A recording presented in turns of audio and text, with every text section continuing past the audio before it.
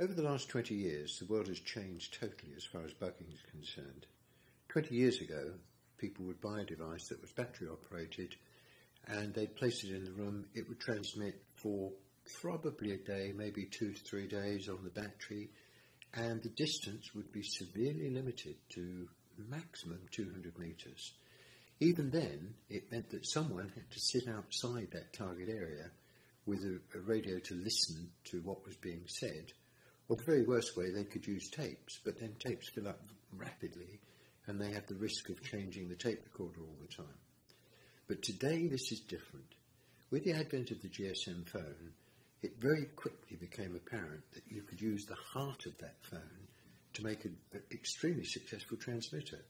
The difference now is that that transmitter is digital, it's encrypted, it's frequency hopping frequency, which means that you can, very difficult to capture it, and even worse, you can dial in from anywhere in the world to hear what's happening in that target room.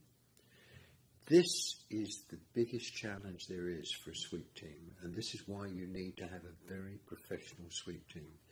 The sweep team need to know exactly the type of device that can be hidden in. They need to know the very specific search method to find it. It's not just a normal search. It's a highly detailed search by an experienced team.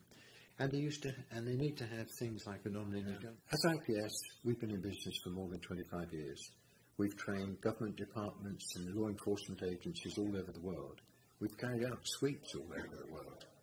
Most of our people have worked with us for more than 15 of those 25 years. They have highly trained experience from government agencies, from special forces, and each one is a specialist in his own area. We have people who know everything about physical search. We have people who are RF specialists, people who are telephone specialists. Each of these are called in as and when we need them.